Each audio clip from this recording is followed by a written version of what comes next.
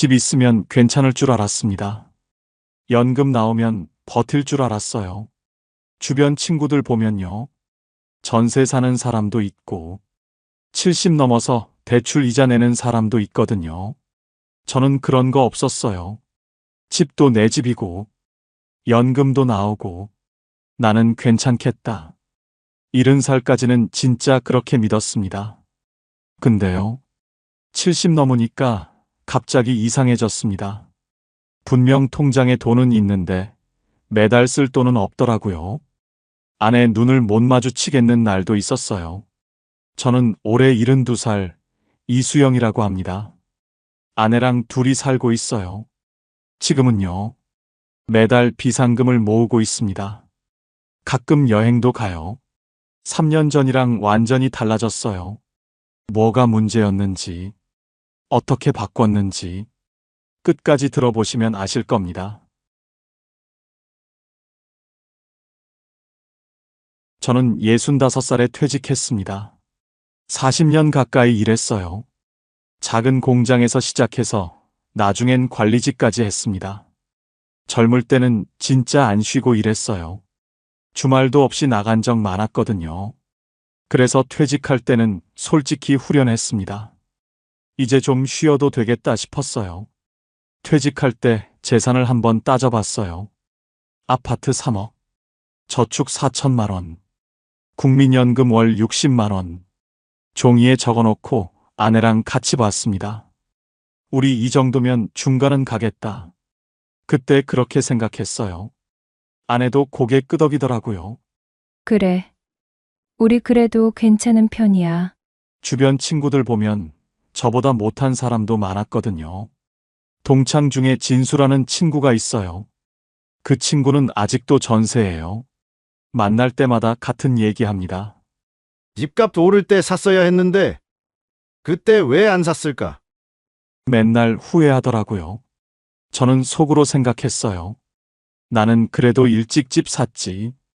입 밖으로 안 꺼냈지만요. 또 다른 친구 명호는요. 집은 있는데 대출이 아직 남았어요. 70 넘어서도 이자 내고 있더라고요. 지난번 만났을 때 그러더라고요. 퇴직금 절반이 대출 갚는 데 들어갔어.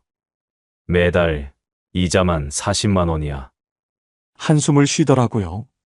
저는 그런 거 없었거든요. 집 대출 다 갚았고 전세도 아니고 내 집이니까 매달 나가는 이자 같은 거 없었어요. 속으로 이런 생각했습니다. 그래도 나는 낫네. 지금 생각하면 부끄러워요. 친구들 어려운 얘기 들으면서 비교하고 있었으니까. 근데 그때는 진심으로 그렇게 생각했어요. 아내한테도 그랬습니다. 우리는 그래도 괜찮은 편이야. 진수, 정열이, 명호, 무성이. 우리가 얼마나 나은지 알아? 아내도 동의했어요. 맞아. 집이라도 있으니까 다행이지. 대출 없는 게 어디야. 저희 아파트가 지방 중소도시에 있거든요. 30평대 아파트예요. 서울이었으면 꿈도 못 꿨을 가격인데 여기는 3억이면 이 정도 평수 살 수 있어요. 월세 걱정 없고 대출 이자 낼 것도 없고 그게 얼마나 큰 건지 알았거든요. 친구들 볼 때마다 더 그랬어요. 집 있으면 됐지. 연금 나오면 뭐 어떻게든 되겠지. 근데 솔직히 말하면요. 처음부터 넉넉하진 않았어요. 국민연금 60만 원, 기초연금 아내랑 합쳐서 30만 원 정도. 합치면 90만 원이에요. 90만 원으론 부족했습니다. 관리비에 공과금 내고 밥 해먹으면 빠듯하거든요. 그래서 퇴직금에서 50만 원씩 보탰어요. 그러면 월 140만 원 정도 되니까 그 정도면 둘이 살 수 있다고 생각했습니다. 좀 빠듯하긴 했어요. 남는 돈은 거의 없었거든요. 근데 괜찮다고 생각했어요. 어차피 크게 쓸 일도 없고 여행 다니는 것도 아니고 집에서 밥 해먹으면 되니까 140이면 둘이 살 수 있지. 그때는 그렇게 믿었습니다. 아내가 가계부를 썼어요. 매달 얼마 들어오고 얼마 나가는지 적더라고요. 처음엔 그럭저럭 맞았습니다. 들어오는 돈이랑 나가는 돈이 비슷했어요. 아슬아슬하게 맞아떨어졌거든요. 역시 우리 계획대로 되네. 그때는 그렇게 믿었어요. 가끔 친구들 모임 나가면요. 다들 돈 얘기했습니다. 진수는 전세 만기 걱정하고, 명호는 대출 이자 걱정하고, 또 다른 친구는 자식한테 손 벌린 얘기하고, 저는 들으면서 고개만 끄덕였어요. 할 말이 없었거든요. 저는 그런 걱정이 없었으니까. 야, 수영이 너는 그래도 낫다. 집 다 갚았잖아? 연금도 나오고, 그 말 들을 때 기분이 묘했어요. 미안하기도 하고. 근데 솔직히 안심도 됐거든요. 그래, 나는 괜찮아. 70살 될 때까지 그렇게 믿었습니다. 근데요, 그게 착각이었어요. 집 있고 연금 나온다고 괜찮은 게 아니더라고요. 전세 사는 친구보다 낫다고 안심했는데, 대출 있는 친구보다 낫다고 생각했는데, 그게 다 소용없었어요. 그걸 70 넘어서 알았습니다. 3년 전, 그때부터 뭔가 이상해지기 시작했어요. 70살 되던 해였어요. 그때부터 뭔가 달라지기 시작했습니다. 처음엔 병원이었어요. 저는 혈압약을 먹거든요. 60대 후반부터 먹기 시작했는데, 그땐 한 달에 10,000원이면 됐어요. 근데 70 넘으니까 몸 여기저기서 신호가 오더라고요. 무릎이 아프고, 소화가 안 되고, 잠을 못 자겠고. 병원을 한 군데만 가는 게 아니에요. 내과 가고, 정형외과 가고, 이비인후과 가고, 약도 한두 개가 아니고요. 아내는 저보다 더 했어요. 무릎 주사 맞으러 다니거든요. 둘이 병원비만 한 달에 15만 원 넘게 나갔습니다.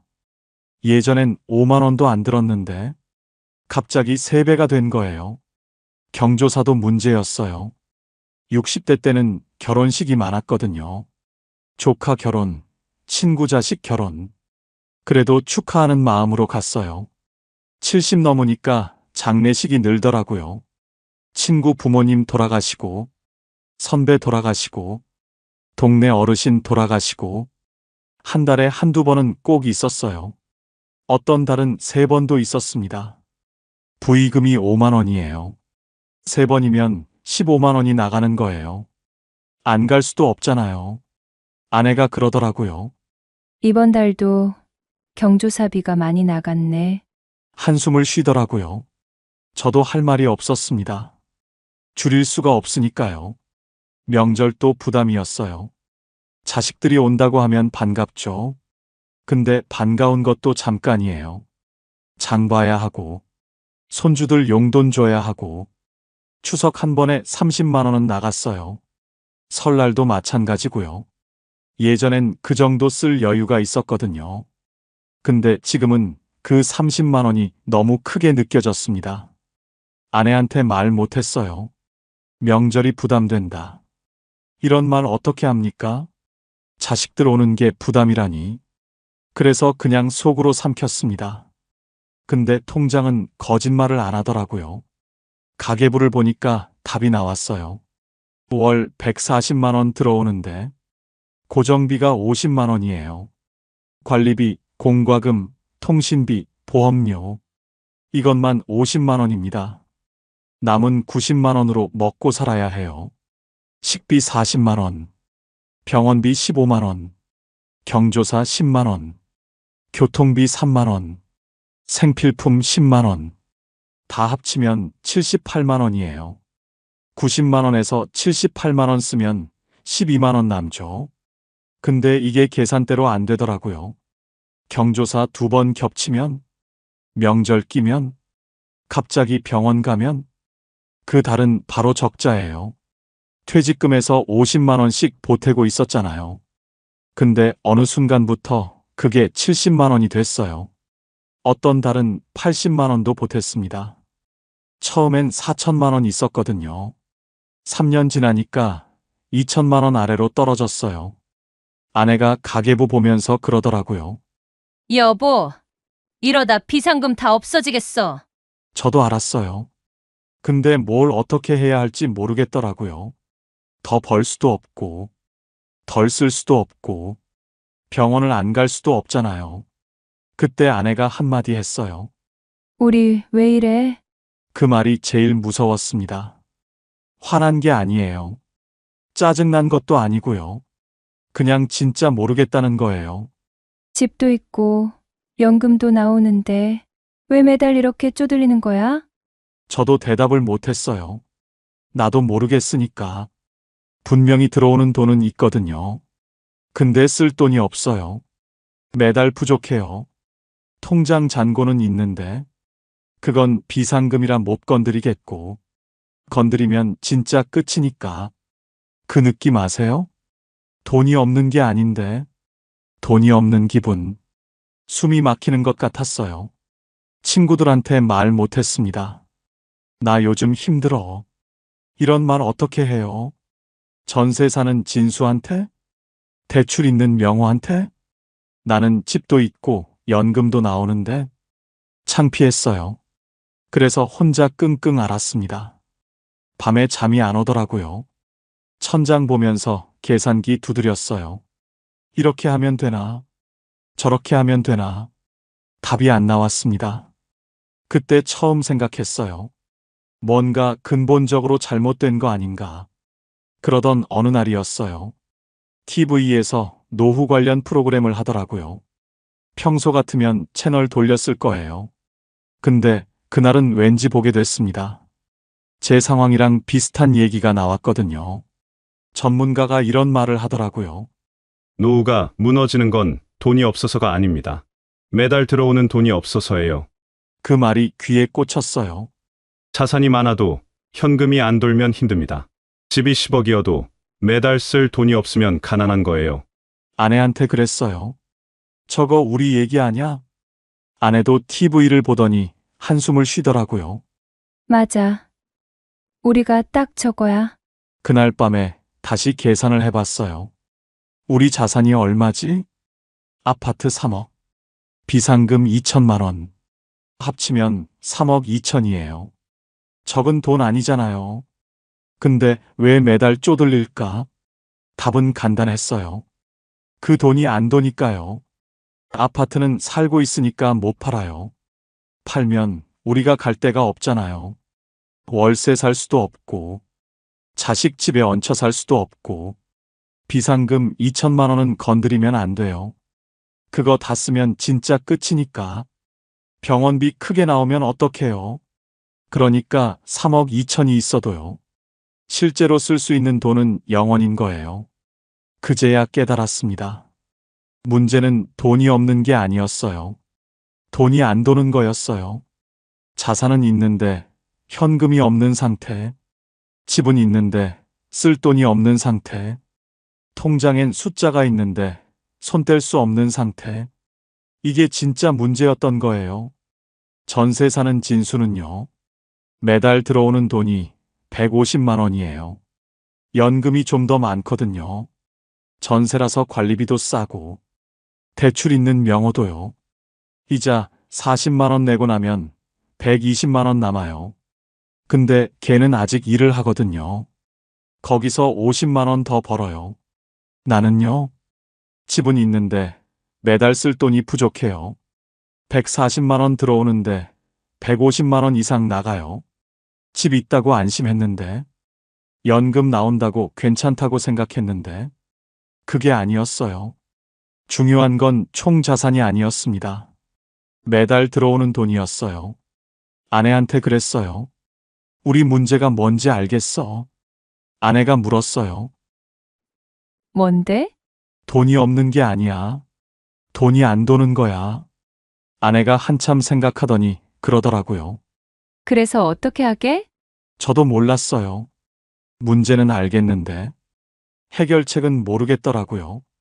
집을 팔까? 팔면 현금은 생기죠. 3억이 통장에 들어오니까. 근데 그러면 우리는 어디서 살아요? 월세 40만 원짜리 작은 집 가서 살아요? 그것도 언제까지요?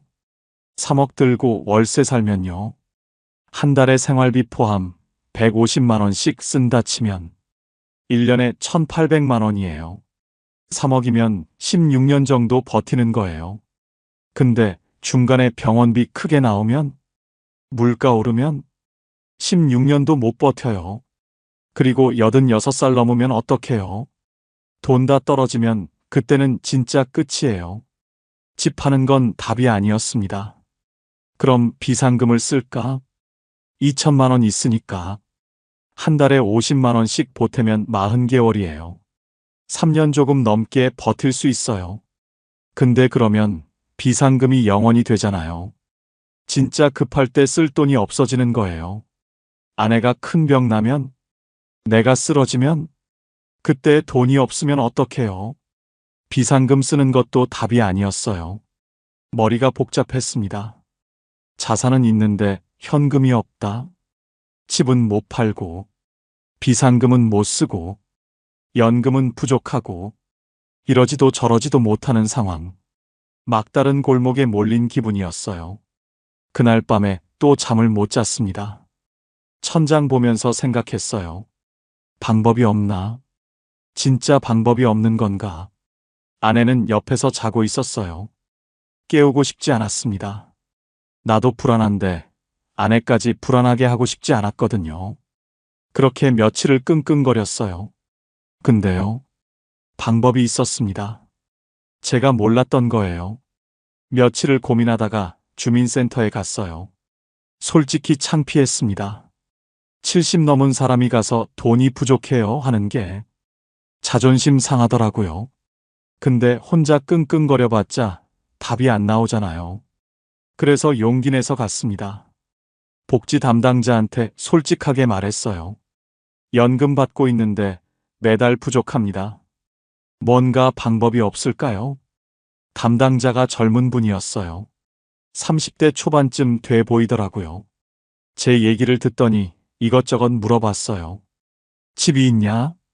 연금 얼마 받냐? 다른 소득 있냐? 다 대답했더니 컴퓨터를 한참 보더라고요.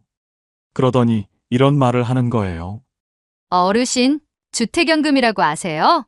처음 듣는 말이었어요. 주택연금이요? 그게 뭔데요? 담당자가 설명해 줬어요. 집을 담보로 맡기면 매달 연금이 나와요. 집에서 계속 사시면서요. 저는 바로 고개를 저었어요. 그거 집 뺏기는 거 아니에요? 나중에 은행에서 집 가져가는 거 아니고요? 담당자가 웃으면서 그러더라고요. 아니에요.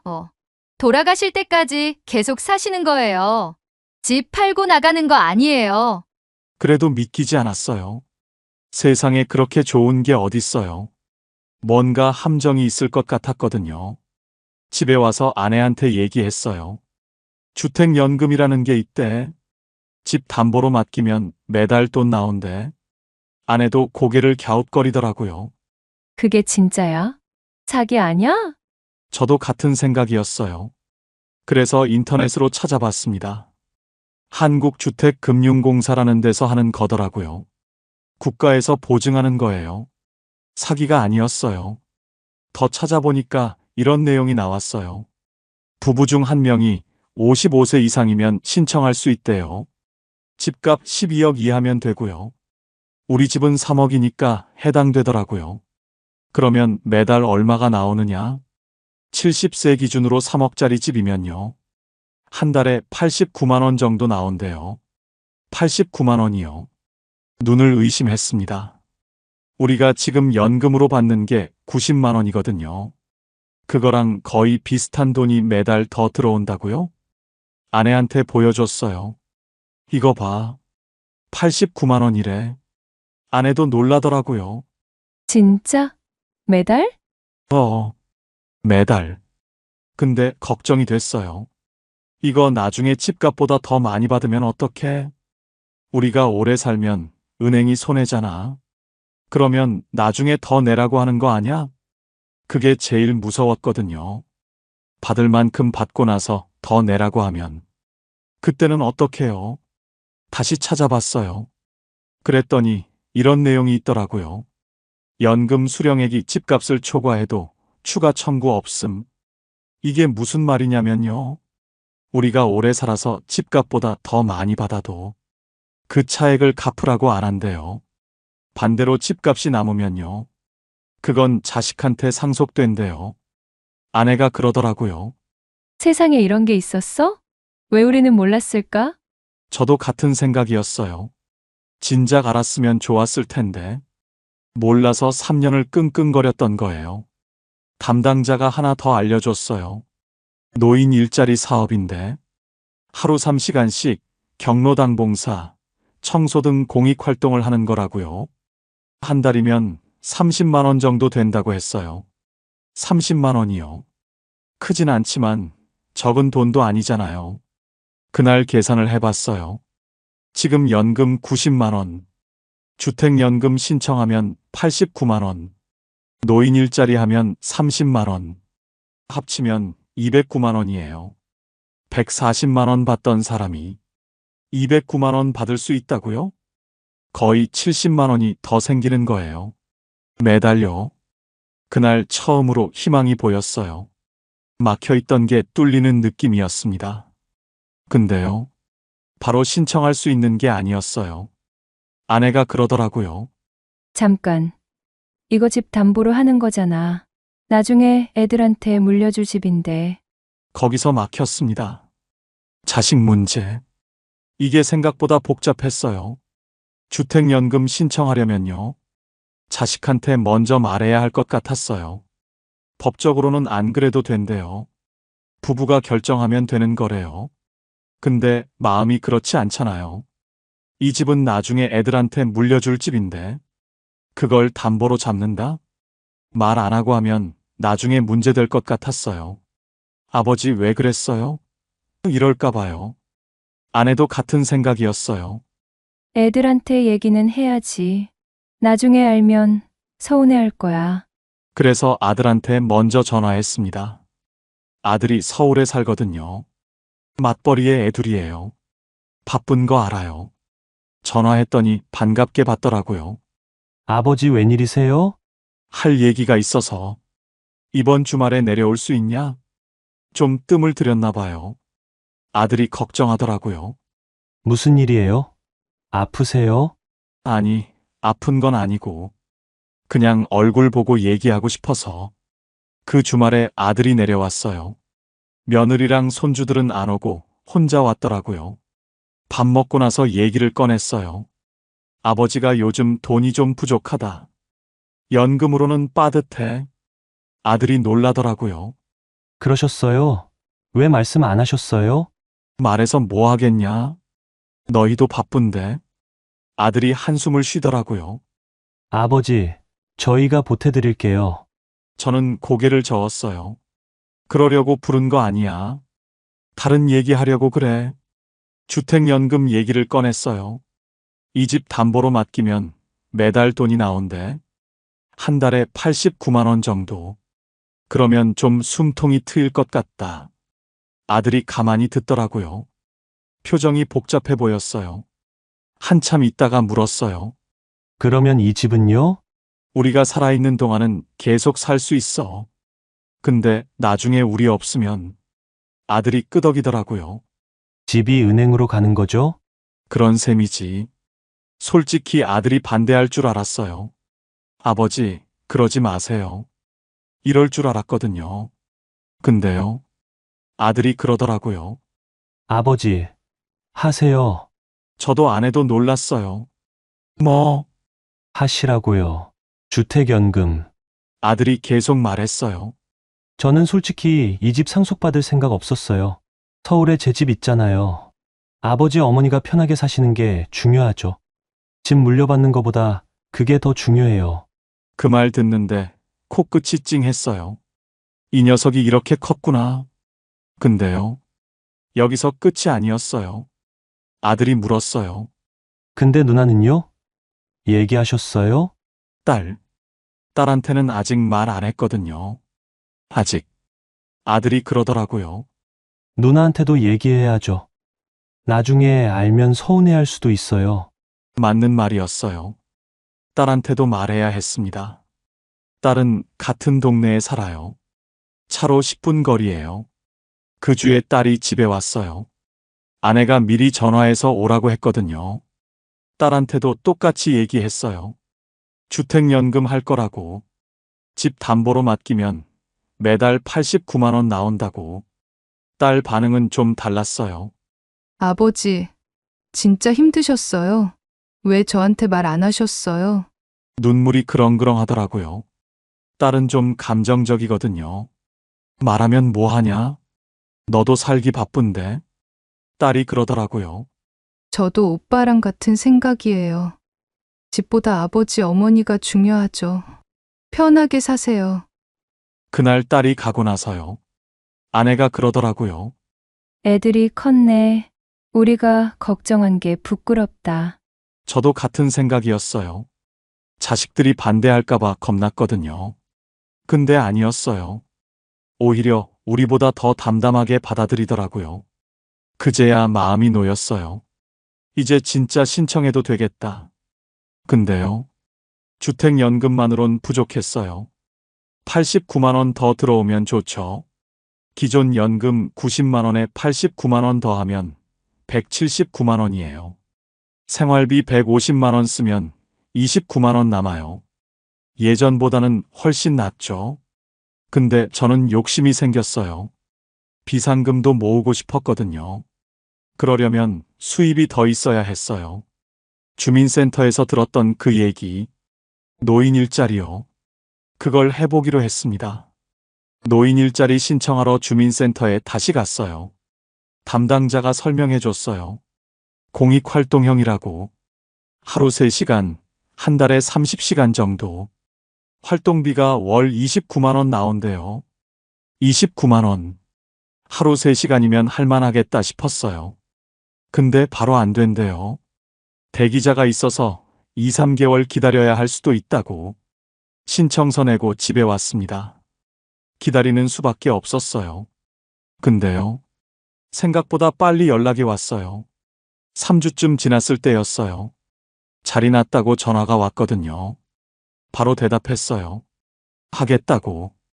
전화 끊고 나서 좀 떨리더라고요. 70 넘어서 다시 일하러 간다. 이게 될까? 첫날 나갔어요. 동네 경로당 근처 공원이었어요. 거기서 환경 정리를 하는 거예요. 낙엽 쓸고 쓰레기 줍고. 어려운 일은 아니었어요. 같이 하는 분들이 7, 8명 있었어요. 다 저랑 비슷한 나이예요. 70대 초중반 어르신들. 9시에 모여서 12시에 끝나요. 힘들면 중간에 쉬어도 되고요. 무리할 필요가 없었어요. 첫날은 좀 어색했어요. 아는 사람도 없고, 뭘 해야 할지도 모르겠고. 근데요. 일주일 지나니까 적응이 되더라고요. 같이 일하는 분들이랑 얘기도 하게 됐어요. 다들 비슷한 사정이었어요. 연금만으론 부족해서 나온 분들, 집에만 있으니까 답답해서 나온 분들. 한 분이 그러더라고요. 나는 돈보다 사람이 좋아서 나와. 집에 있으면 하루가 안 가. 공감이 됐어요. 저도 퇴직하고 집에만 있으니까 하루가 너무 길었거든요. 한 달쯤 지나니까요. 생활이 달라지기 시작했어요. 아침에 일어날 이유가 생겼어요. 7시에 일어나서 밥 먹고 준비하고 9시에 출근하고 예전 직장 다닐 때랑 비슷하더라고요. 물론 훨씬 편하지만요. 하루 3시간이니까 12시에 끝나면 동료들이랑 점심 먹을 때도 있었어요. 동네 식당에서 된장찌개 하나 시켜놓고 이런저런 얘기하는 거예요. 아내가 그러더라고요. 당신, 요즘 얼굴이 좋아졌어. 밖에 나가니까 다른 것 같아. 저도 느꼈어요. 뭔가 달라졌다는 거. 29만 원이 큰 돈은 아니에요. 하루로 치면 10,000원도 안 되거든요. 근데요. 이건 돈만의 문제가 아니었어요. 아침에 일어날 이유, 만날 사람들, 규칙적인 생활 리듬. 이게 생기니까 달라지더라고요. 퇴직하고 나서 집에만 있었잖아요. TV 보고, 낮잠 자고, 산책하고. 그게 전부였거든요. 솔직히 우울했어요. 나는 이제 쓸모없는 사람인가. 그런 생각도 했었거든요. 근데 일을 시작하니까요. 그런 생각이 안 들어요. 내가 뭔가 하고 있다는 느낌. 그게 중요하더라고요. 혹시 이런 분 계세요? 집에만 있으니까 하루가 안 가는 분. 뭔가 해야 할 것 같은데 뭘 해야 할지 모르겠는 분. 저도 그랬어요. 근데 밖에 나가서 뭐라도 하니까 달라졌어요. 돈은 부수적인 거예요. 29만 원이 목적이 아니었어요. 생활이 바뀌는 게 더 컸습니다. 주택연금 신청도 마무리됐어요. 서류 준비하고 심사받고 한 달 정도 걸렸어요. 그 다음 달부터 89만 원이 들어오기 시작했어요. 통장에 찍히는 거 보니까 실감이 나더라고요. 아내가 통장 보면서 웃었어요. 3년 동안 막막했는데 드디어 숨통이 트이는 것 같았습니다. 근데요, 여기서 끝이 아니에요. 이게 다 정리되고 나서 진짜 달라진 게 뭔지 그 얘기를 해야 해요. 정리해 볼게요. 지금 우리 부부 수입이에요. 국민연금 60만 원, 기초연금 부부 합쳐서 50만 원 정도, 주택연금 89만 원, 노인 일자리 29만 원, 다 합치면 228만 원이에요. 3년 전에는 140만 원이었거든요. 그것도 퇴직금 까먹으면서 겨우 맞춘 거였어요. 지금은 228만 원이에요. 거의 90만 원이 더 생긴 거예요. 생활비는 얼마나 드느냐? 고정비가 50만 원이에요. 관리비 15만 원, 전기세 가스비 10만 원, 통신비 5만 원, 건강보험에 실손보험까지 20만 원. 여기까지가 50만 원입니다.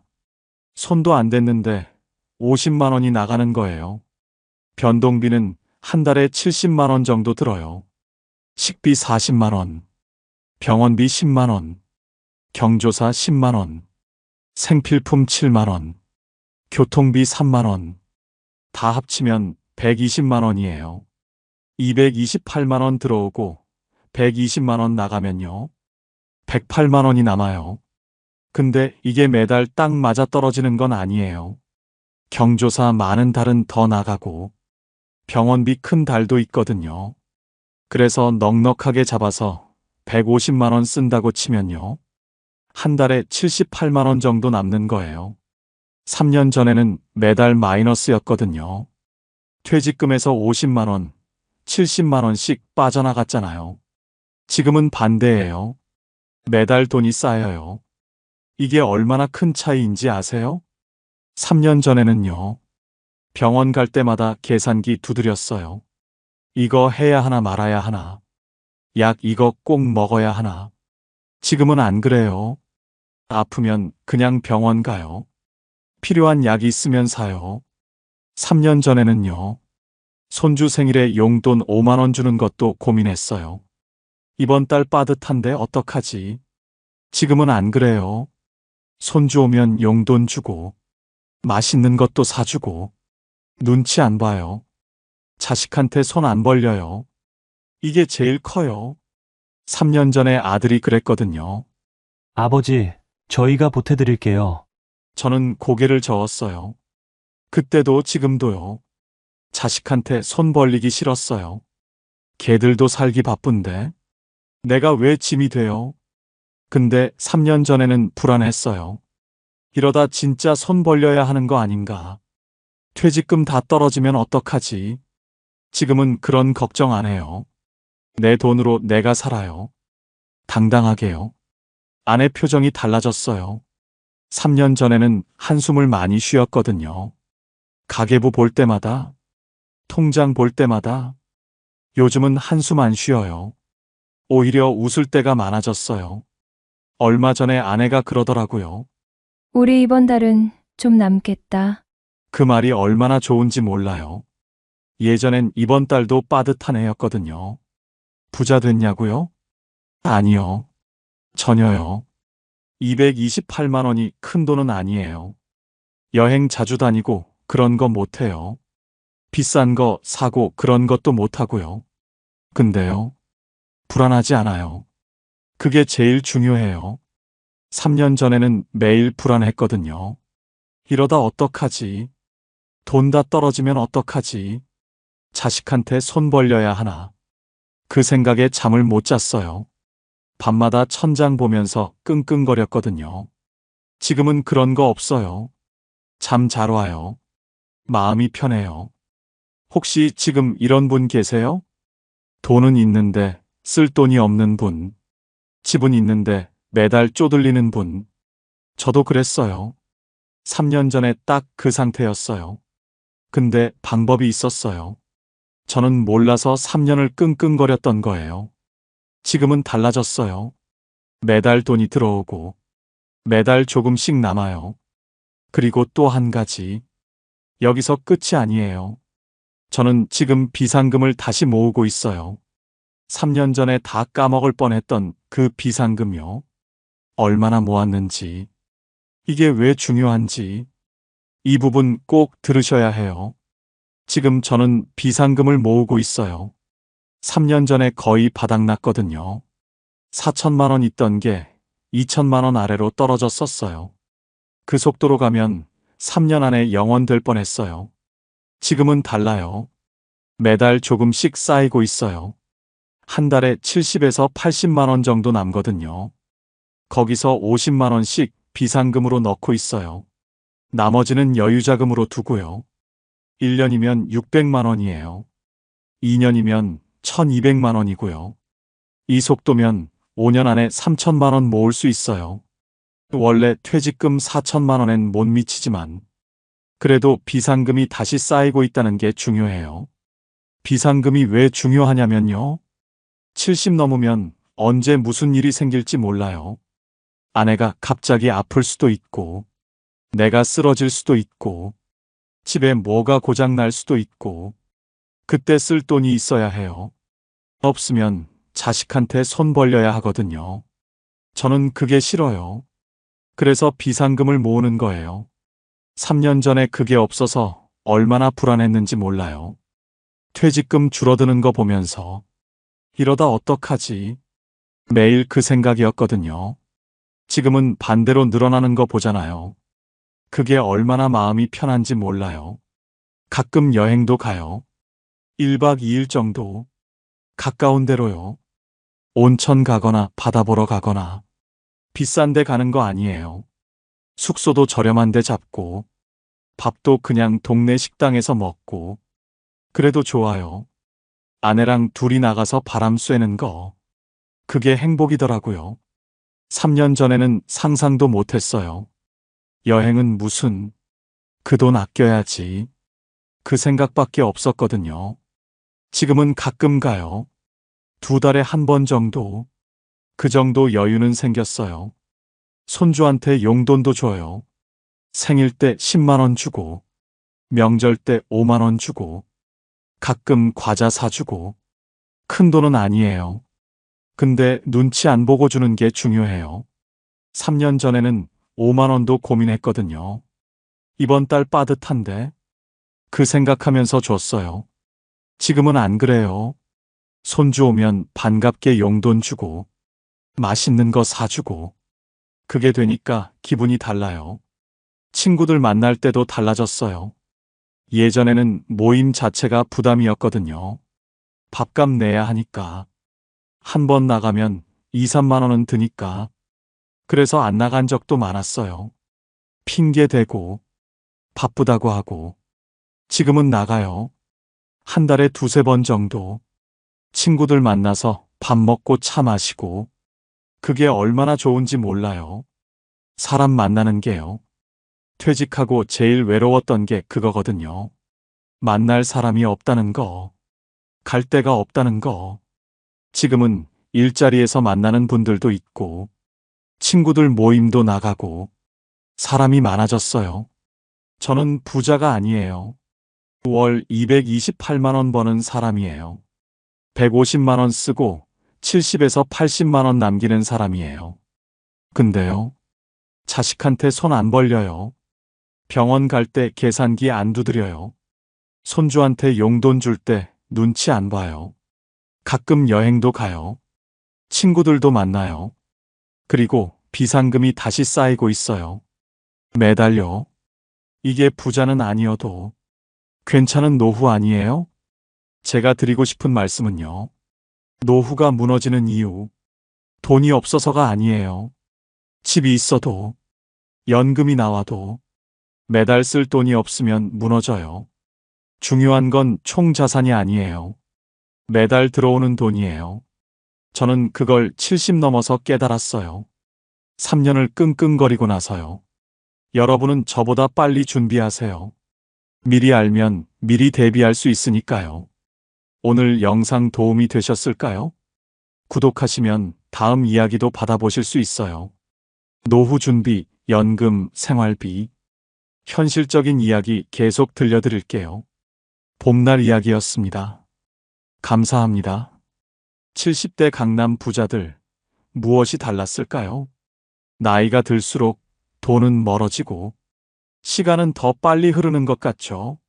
하지만 세상엔 70세가 넘어도 통장 잔고가 늘어나는 사람들이 있습니다. 그들은 특별한 재능이 있는 것도 큰 돈을 벌었던 것도 아닙니다. 단지 다르게 사는 법을 알았을 뿐입니다. 오늘은 70세에도 돈이 쌓이는 사람들의 5가지 비밀을 이야기하려 합니다. 이건 복권도 비법도 아닙니다. 그저 평범한 사람들의 조용한 습관입니다. 돈보다 귀한 게 있습니다. 그건 시간입니다. 돈은 잃어도 다시 벌 수 있지만 시간은 한 번 흘러가면 돌아오지 않습니다. 그걸 깨달은 사람은 시간을 함부로 쓰지 않습니다. 70세에도 돈이 모이는 사람은 하루를 허투루 보내지 않습니다. 그들은 TV를 켜기 전 한 번 더 생각합니다. 이 시간을 내가 정말 원하나? 이게 내 삶에 남는 걸까? 그 10초의 멈춤이 그들의 인생을 바꿔놓았습니다. 어느 70대 할머니의 이야기입니다. 그분은 매일 아침 5시에 일어납니다. 누가 시킨 것도 아닙니다. 그냥 습관이 되었습니다. 새벽은 조용해요. 세상이 아직 깨어나기 전 나만의 시간이 있죠. 그 시간에 무얼 하냐고 물으니 이렇게 답했습니다. 글을 쓰고 책을 읽고 가끔은 그냥 창밖을 봐요. 그게 다예요. 별거 아닌 것 같죠? 하지만 그 별거 아닌 시간이 20년을 쌓이니 36,000시간이 되었습니다. 그 시간 동안 그분은 300권이 넘는 책을 읽었고 자신만의 글쓰기 노트를 30권 채웠습니다. 그리고 그 노트가 지역 신문에 연재되기 시작했고 지금은 작은 수입이 됩니다. 누군가는 말합니다. 그건 재능이 있어서 그런 거죠. 아닙니다. 그분은 이렇게 말했습니다. 재능이 아니에요. 그냥 시간을 안 버렸을 뿐이에요. 우리는 하루에 얼마나 많은 시간을 흘려보낼까요? 스마트폰 통계를 보면 평균적으로 하루 34시간을 화면 앞에서 보냅니다. SNS 구경 30분, 뉴스 댓글 읽기 20분, 유튜브 영상 1시간, 의미 없는 메신저 확인 30분. 이렇게 쌓이다 보면 어느새 오후가 저녁이 되고 저녁이 밤이 됩니다. 그리고 잠들기 전 우리는 이렇게 생각합니다. 오늘 하루도 뭐 한 게 없네. 그게 당연합니다. 시간을 쓴 게 아니라 흘려보냈으니까요. 70세에도 돈이 쌓이는 사람은 다릅니다. 그들도 TV를 봅니다. 유튜브도 봅니다. 쉬기도 합니다. 하지만 그 안에서도 선택을 합니다. 이 프로그램은 나를 웃게 하나? 이 영상은 내게 배움을 주나? 아니면 그냥 시간만 가는 건가? 그 질문 하나로 하루가 달라집니다. 그들은 TV 앞에 앉더라도 시간을 정해 놓습니다. 30분만 보자. 이 프로그램 하나만 보자. 그리고 정말로 그 시간이 끝나면 리모컨을 내려놓습니다. 그 시간에 책을 읽고 공부를 하고 노트를 정리합니다. 산책을 하거나 가족과 이야기를 나눕니다. 그렇게 하루 30분씩 쌓은 게 1년이 되면 180시간, 10년이 되면 1800시간. 누군가는 흘려보냈을 1800시간이 누군가에겐 자산이 됩니다. 시간을 돈처럼 관리한다는 건 억지로 참는 게 아닙니다. 그건 방향을 정하는 겁니다. 돈도 마찬가지죠. 아무 계획 없이 쓰면 금방 사라집니다. 하지만 용도를 정해놓으면 같은 돈도 더 가치 있게 쓰입니다. 시간도 똑같습니다. 오늘 저녁엔 이 책의 50페이지를 읽겠어. 이번 주엔 글쓰기 3편을 마무리하겠어. 이렇게 작은 목표 하나만 있어도 시간은 흐르지 않고 쌓입니다. 그리고 그 쌓인 시간이 언젠가 지식이 되고 지혜가 되고 결국 돈으로 이어집니다. 어떤 분은 이렇게 말합니다. 나는 이미 늙었어요. 지금 시작해봤자 뭐가 달라질까요? 그런데 그 말을 하는 순간에도 시간은 흐릅니다. 1년 뒤에도 당신은 같은 말을 할 겁니다. 이제 와서 뭐가 달라지겠어? 하지만 만약 오늘부터 하루 30분만 다르게 쓴다면 1년 뒤엔 180시간의 차이가 생깁니다. 그 180시간은 누군가에겐 그냥 사라진 시간이지만 누군가에겐 새로운 배움이 됩니다. 70세에도 통장에 돈이 쌓이는 사람들이 자주 하는 말이 있습니다. 나는 돈보다 시간을 관리했다. 그랬더니 이상하게 돈이 따라왔다. 이 말은 거짓이 아닙니다.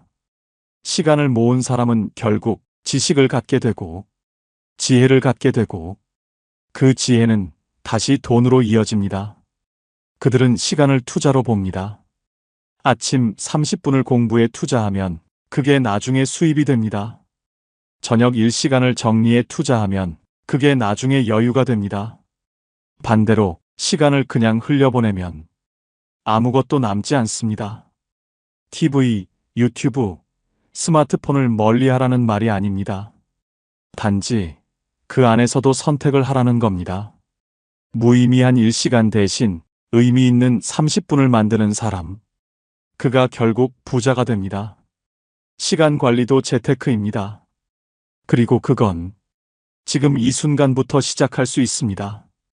당신이 이 글을 읽는 이 순간에도 시간은 흐르고 있습니다. 그 시간을 어떻게 쓸지는 당신의 선택입니다. 지금부터라도 당신의 시간을 돈처럼 아끼세요.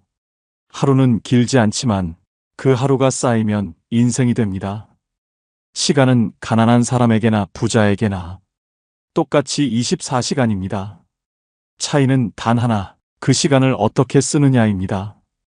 오늘 당신이 흘려보낸 30분이 10년 뒤 당신의 통장을 바꿉니다. 시간을 존중하는 사람은 결국 돈도 존중받습니다. 그리고 그런 사람의 노후는 결코 초라하지 않습니다.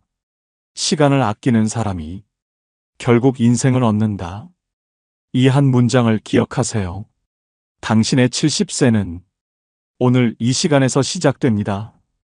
진짜 부자는 은행 잔고보다 신뢰 잔고를 더 중요하게 여깁니다.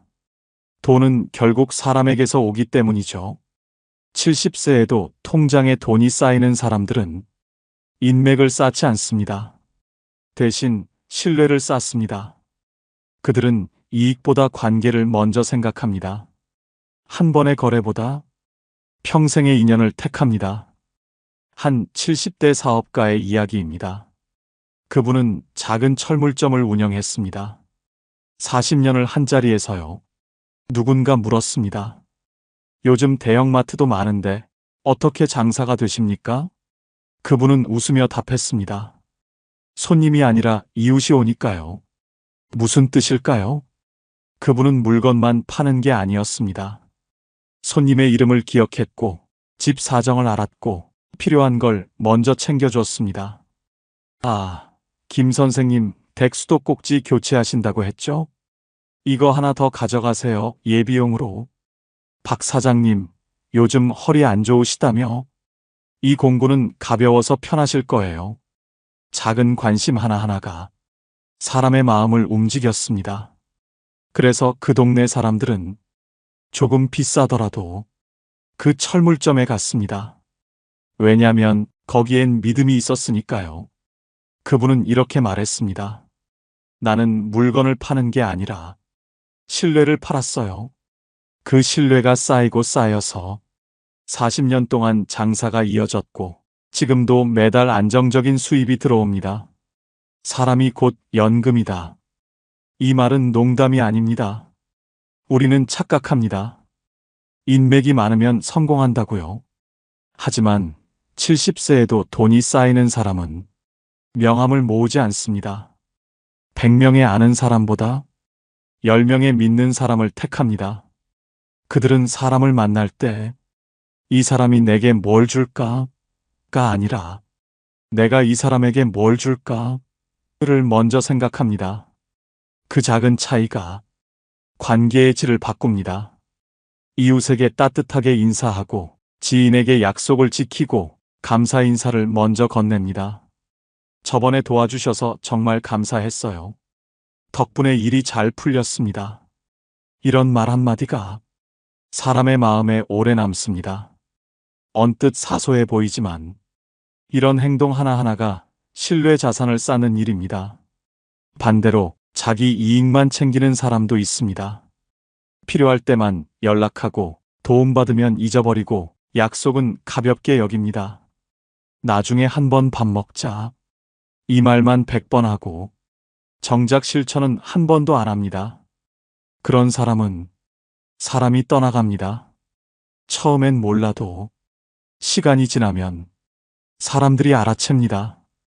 저 사람은 필요할 때만 찾는구나. 저 사람 말은 믿을 수 없어. 그렇게 신뢰가 무너지면 아무리 능력이 있어도 기회가 오지 않습니다. 돈은 편한 곳으로만 갑니다. 불편한 사람, 믿기 힘든 사람, 약속을 안 지키는 사람, 그런 사람에게는 누구도 일을 맡기지 않고 투자하지 않고 협력하지 않습니다. 반대로 신뢰를 주는 사람에게는 자연스럽게 기회가 찾아옵니다. 이 일 좀 맡아줄 수 있어요? 같이 한번 해보실래요? 소개해드릴 분이 있는데 이런 제안들이 조용히 들어옵니다. 70세에도 돈이 모이는 사람은 좋은 관계를 투자로 봅니다. 커피 한 잔, 전화 한 통, 안부 인사 한마디. 이게 다 사람과의 이자입니다. 요즘 어떻게 지내세요? 건강은 괜찮으세요? 필요한 거 있으면 말씀하세요. 이 말들이 쌓여서 나중에 큰 도움이 됩니다.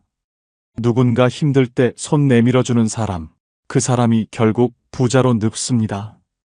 어떤 분은 말합니다. 나는 사교적이지 못해요. 사람 만나는 것도 어렵고요. 괜찮습니다. 사교적일 필요 없습니다. 진심이면 됩니다. 많은 사람을 만날 필요도 없습니다. 몇 사람이라도 진하게 대하면 됩니다. 중요한 건 숫자가 아니라 깊이입니다. 한 달에 한 번 소중한 사람에게 연락해 보세요. 안부를 묻고 근황을 나누고 관심을 표현하세요. 그게 전부입니다. 그 작은 습관이 5년, 10년 쌓이면 당신의 가장 큰 자산이 됩니다. 돈이 모인다는 건 결국 신뢰가 쌓였다는 뜻입니다. 사람을 잃지 않는 사람은 돈도 잃지 않습니다. 그리고 그 사람은 나이가 들수록 더 여유로워집니다. 왜냐면 어디서든 도움을 줄 사람이 있고 필요할 때 손 내밀 곳이 있으니까요. 그게 바로 진짜 노후 대비입니다. 저축 통장보다 사람이 더 든든한 연금입니다. 오늘 당신이 만든 작은 신뢰가 내일의 기회가 됩니다. 사람을 대할 때마다 기억하세요. 이 관계는 내 재산이다. 그 마음 하나로 당신의 70세는 외롭지 않고 통장은 비어있지 않습니다. 신뢰는 하루에 쌓이지 않습니다. 하지만 하루하루 쌓이면 언젠가 무너지지 않는 성이 됩니다. 그 성이 당신을 지켜줍니다. 그리고 그 안에서 당신은 편안하게 늙어갑니다. 사람을 자산으로 여기는 사람, 그가 진짜 부자입니다. 돈이 모이지 않는 이유는 단순합니다. 들어오는 돈보다 나가는 돈의 방향을 모르기 때문입니다. 70세에도 통장에 돈이 쌓이는 사람들은 돈이 어디로 흘러가는지를 매일 확인합니다. 오늘 돈이 어디로 갔는가? 그게 나에게 남는 소비였는가? 이 두 가지 질문만으로도 인생이 달라집니다. 한 70대 할아버지의 이야기입니다. 그분은 30년 넘게 작은 노트 하나를 들고 다닙니다. 그 노트엔 매일의 지출이 빼곡히 적혀 있습니다. 커피 3,000원, 지하철 1,500원, 점심 8,000원. 처음엔 아내가 놀렸다고 합니다. 그렇게까지 해야 해? 하지만 그분은 웃으며 말했습니다. 이게 습관이 되니까 이상하게 돈이 새는 구멍이 보이더라고. 그분은 어느 날 깨달았습니다. 매일 오후 3시쯤 습관처럼 카페에 들렀다는 걸요. 커피 한 잔 4,500원. 별거 아닌 것 같았습니다. 하지만 한 달이면 13만 원, 1년이면 160만 원이었습니다. 커피가 나쁘다는 게 아니에요. 근데 그게 습관이었던 거죠. 진짜 마시고 싶어서가 아니라요. 그래서 일주일에 3번으로 줄였습니다. 그랬더니 한 달에 5만 원이 남았습니다. 1년이면 60만 원, 10년이면 600만 원입니다. 그들은 장부를 어렵게 쓰지 않습니다. 손에 쥔 노트 하나 혹은 휴대폰 메모장 하나면 충분합니다. 적는 이유는 절약이 아니라 방향을 보기 위해서입니다. 돈은 방향이 없으면 금세 흩어집니다. 길을 잃은 강물처럼 흘러가다 사라집니다. 하지만 흐름을 알면 그걸 다시 되돌릴 수 있습니다. 많은 사람이 이렇게 말합니다. 돈이 어디로 가는지 모르겠어요. 월급 들어오면 금방 사라져요. 그게 당연합니다. 방향을 모르니까요. 마치 구멍난 주머니에 물을 붓는 것과 같습니다. 아무리 부어도 차지 않습니다. 구멍을 막지 않는 이상요. 70세에도 돈이 쌓이는 사람은 그 구멍을 찾습니다. 배달 앱으로 새는 돈, 충동 구매로 새는 돈, 습관처럼 쓰는 돈. 이걸 하나하나 찾아냅니다. 그리고 그 구멍을 막는 게 아니라 흐름을 바꿉니다. 이 사람들은 돈을 줄이려는 게 아니라 흐름을 조절합니다. 예를 들어 택시를 타던 돈으로 주 1회 버스를 타고 그 차액을 저축합니다. 배달 음식 대신 집에서 간단히 해먹고 그 돈으로 한 달에 한 번 근사한 외식을 합니다. 이건 단순한 절약이 아니라 흐름의 수정입니다. 그들은 말합니다. 돈을 아끼는 게 아니라 돈이 흘러가는 길을 바꾼다. 이 말이 전부입니다. 돈은 우리가 가리키는 방향으로 갑니다. 눈이 향하는 곳, 손이 닿는 곳, 마음이 쓰이는 곳. 그게 결국 소비가 됩니다. 어떤 사람은 하루 종일 불안해서 필요하지도 않은 물건을 사며 위로받습니다. 온라인 쇼핑을 하면서 이것만 사면 기분이 나아질 거야 라고 생각합니다. 그런데 물건이 도착하면 기쁨은 5분이고 허무함은 일주일입니다. 그리고 카드 결제 문자가 오면 또다시 불안해집니다. 그 불안이 만든 소비가 결국 또 다른 불안을 낳습니다. 악순환입니다. 반대로 70세에도 돈이 쌓이는 사람은 감정보다 원칙으로 소비합니다. 필요해서 쓰는가? 습관이라서 쓰는가? 그걸 구분할 줄 압니다. 필요한 소비는 과감하게 합니다. 하지만 습관의 소비는 멈춥니다. 그리고 한 달에 한 번 지출표를 펼쳐놓고 스스로 묻습니다. 이건 정말 내 삶에 남았는가? 남지 않는 소비는 버리고 남는 소비는 늘립니다. 돈은 줄이는 것이 아니라 남는 걸 늘리는 것입니다. 한 70대 여성분의 이야기입니다. 그분은 60대 초반까지만 해도 돈이 늘 부족했습니다. 어디로 가는지도 모르게 돈이 사라졌어요. 그러다 어느 날 친구의 권유로 가계부를 쓰기 시작했습니다. 처음엔 귀찮았습니다. 이걸 왜 해야 하지? 하지만 한 달 뒤 충격을 받았습니다. 마트에서 쓴 돈이 월 40만 원. 그런데 그중 절반이 할인한다고 산 물건이었습니다. 필요 없는 물건, 먹지도 않는 식재료, 쓰지도 않는 생활용품. 나는 할인에 속았던 거예요. 그 뒤로 그분은 바꿨습니다. 장을 보러 가기 전 메모를 합니다. 오늘 필요한 것만 산다. 그리고 마트에서도 그 메모만 봅니다. 할인 팻말이 아니라 자기 메모를 봅니다. 그랬더니 마트 지출이 절반으로 줄었습니다. 한 달에 20만 원, 1년이면 240만 원입니다. 그들은 더 이상 절약이라는 단어를 쓰지 않습니다. 대신 조율이라고 부릅니다. 마치 악기를 조율하듯 지출도 소리의 균형을 맞추는 일입니다. 한쪽이 너무 크면 깨지고 너무 작으면 울림이 없습니다. 돈이 모이는 사람은 이 균형의 소리를 압니다. 그들은 결국 돈을 감정이 아닌 흐름으로 봅니다. 이건 써야 할 때 쓰는 돈이다. 이건 흘려보내야 돌아오는 돈이다. 그 기준이 분명합니다. 그래서 위기 때도 흔들리지 않습니다. 누군가 지갑을 닫을 때 그들은 어디에 돈을 써야 하는지를 압니다. 방향을 아는 사람은 언제나 길을 잃지 않습니다.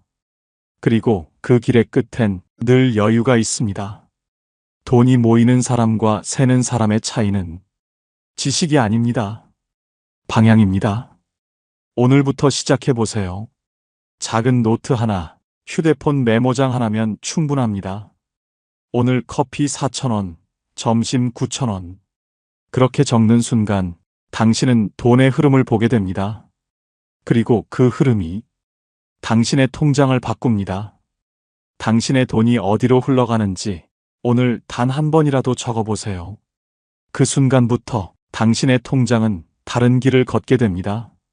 돈은 방향을 아는 사람에게만 머뭅니다. 그리고 그 사람의 70세는 결코 불안하지 않습니다. 돈이 모이는 사람과 늘 부족한 사람의 차이는 단 한 가지, 쓰는 이유가 다릅니다. 누군가는 감정 때문에 쓰고 누군가는 목적 때문에 씁니다. 둘 다 돈을 쓰지만 결과는 정반대입니다. 이건 그냥 나를 위한 보상이에요. 오늘 힘들었으니까 이 정도는 괜찮겠죠? 이 말 우리도 자주 하지 않나요? 퇴근길 편의점에서 필요 없는 과자를 집어들고 온라인 쇼핑몰에서 장바구니를 채우고 새벽에 결제 버튼을 누릅니다. 그 순간엔 기분이 좋습니다. 이 정도 쓸 수 있지. 하지만 다음 날 아침 카드 문자를 보면 묘한 허무함이 밀려옵니다. 왜 샀지? 이게 필요했나? 이게 바로 감정의 소비입니다. 기분을 달래기 위해, 스트레스를 풀기 위해, 외로움을 채우기 위해 돈을 쓰는 순간엔 위로가 됩니다. 하지만 그 위로는 5분입니다. 물건은 남지만 기쁨은 사라집니다. 그리고 다시 공허함이 찾아옵니다. 하지만 70세에도 돈이 쌓이는 사람은 다릅니다. 그들은 지갑을 열기 전에 단 한 번 스스로에게 묻습니다. 이건 진짜 필요한가? 이 소비는 나를 행복하게 하나? 아니면 잠깐 기분만 달래주나? 그 3초의 멈춤이 그들의 인생을 지켜줍니다. 한 70대 남성분의 이야기입니다. 그분은 젊었을 때 돈을 많이 벌었습니다. 하지만 쓰는 것도 많았습니다. 스트레스 받으면 술 마시고, 화나면 물건 사고, 외로우면 밤새 배달 음식 시켰어요. 그렇게 10년을 살았더니 통장엔 아무것도 남지 않았습니다. 50대가 되어서야 깨달았습니다. 나는 돈으로 감정을 풀고 있었구나. 그 뒤로 바꿨습니다. 지갑을 열기 전 꼭 3초를 멈춥니다. 이게 진짜 필요한가? 아니면 그냥 기분 때문인가? 기분 때문이면 다른 방법을 찾습니다. 산책을 하거나 친구에게 전화하거나 책을 읽습니다. 그랬더니 신기하게도 돈이 모이기 시작했습니다. 필요한 소비는 남고 감정의 소비는 사라집니다. 그 단순한 차이가 10년 뒤 통장의 차이를 만듭니다. 이들은 소비를 억누르지 않습니다. 대신 방향을 잡습니다. 예를 들어 새 옷이 사고 싶을 때, 정말 필요한 건 옷이 아니라 기분 전환일 때가 많습니다. 옷장엔 입을 옷이 충분한데, 새 옷을 보면 마음이 끌립니다. 이거 입으면 기분이 좋아질 거야. 하지만 사고 나면 입는 건 여전히 예전 옷입니다. 새 옷은 옷장 한 구석에 걸려 태그를 단 채로 1년을 보냅니다. 70세에도 돈이 모이는 사람은 이걸 압니다. 그래서 새 옷이 사고 싶으면 일단 멈춥니다. 내가 정말 원하는 게 뭐지? 옷이 아니라 변화를 원한다면 헤어스타일을 바꾸거나 가까운 공원을 걷습니다. 그 짧은 시간 덕분에 지출도 줄고 마음도 가벼워집니다. 돈을 모으는 사람은 참는 사람이 아닙니다. 구분할 줄 아는 사람입니다. 그들은 돈을 감정의 배출구로 쓰지 않습니다. 돈을 도구로 씁니다. 돈은 내가 통제해야 할 것이지 기분이 통제하게 두면 안 된다. 이게 그들의 철칙입니다. 이런 사람은 작은 소비에도 이유가 있습니다. 누군가에게 선물을 사도 그 안에 의미가 있습니다. 이분이 요즘 허리가 안 좋으시다 했지. 이 방석이 도움이 될 거야. 소비가 낭비가 아니라 관계의 표현이 됩니다. 반면 쓰는 이유가 불분명한 사람은 항상 후회로 끝납니다. 새벽 2시에 산 물건, 할인한다고 산 2+1 상품, 나중에 쓸 거야 하며 산 도구들.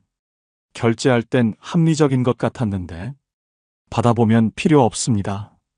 카드 결제 문자 한 통에 묘한 허무함이 따라오죠. 돈이 모이는 사람은 그 허무함이 싫어서 처음부터 묻습니다. 이건 나를 채우는 소비인가, 비우는 소비인가? 채우는 소비는 이렇습니다. 건강을 위한 식재료, 지식을 위한 책, 마음을 위한 여행, 관계를 위한 선물. 이런 소비는 금방 사라지지 않습니다. 몸과 마음에 남습니다. 반대로 비우는 소비는 이렇습니다. 남에게 보이기 위한 명품, 습관적으로 시키는 배달, 쌓이기만 하는 물건들. 이런 건 순간뿐입니다. 기쁨은 짧고 후회는 깁니다. 그들은 비우는 소비를 점점 줄입니다. 그리고 대신 채우는 소비를 늘립니다. 똑같이 10만 원을 써도 한쪽은 남고 한쪽은 사라집니다. 한 70대 여성분은 이렇게 말했습니다. 나는 이제 쓸만한 것에만 써요. 뭐가 쓸만한 건가요?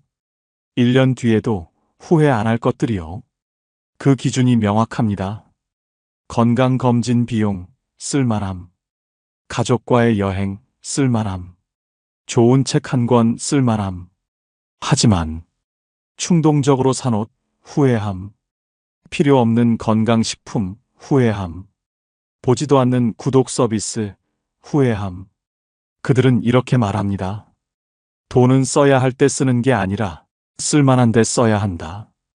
그 한 문장이 그들의 노후를 바꿨습니다. 결국 돈은 쓰는 순간에 그 사람의 방향을 보여줍니다. 어디에 쓰는가? 누구를 위해 쓰는가? 왜 쓰는가? 그 답을 분명히 아는 사람이 끝까지 여유를 지킵니다.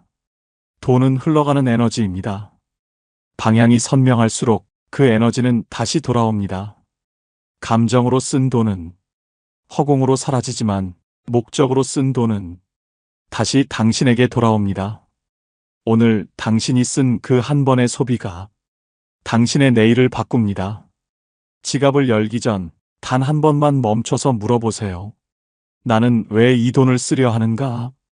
이게 나를 채우는가, 비우는가? 그 한마디가 당신의 통장을 살립니다. 70세의 여유로운 사람은 쓰는 이유가 분명한 사람입니다. 그들은 감정이 아니라 원칙으로 씁니다. 그래서 쓰고도 후회하지 않고 아껴도 불행하지 않습니다. 그 균형이 진짜 부자를 만듭니다. 오늘부터 당신도 그 균형을 찾아보세요. 3초의 멈춤이면 충분합니다. 돈이 모이는 사람들의 마지막 공통점, 그건 나누는 마음입니다. 많은 사람이 이렇게 말합니다.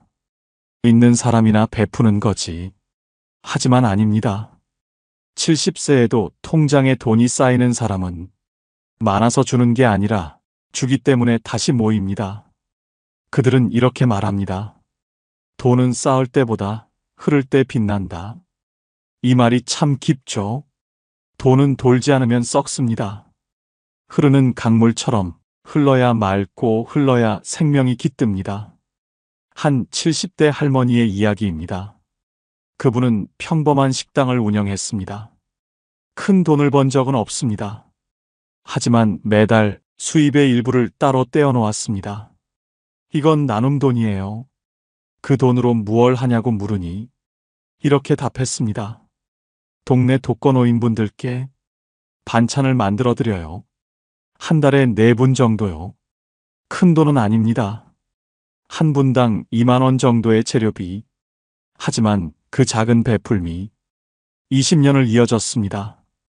그리고 신기한 일이 생겼습니다. 이상하게도 장사가 안 되는 적이 없어요. 어려울 때도 위기 때도 항상 손님이 끊이지 않았죠. 우연일까요? 그분은 이렇게 말했습니다. 우연이 아닐 거예요. 나누면 돌아와요. 꼭 돈으로가 아니어도 뭔가로 돌아옵니다. 그들은 베품을 의무로 하지 않습니다.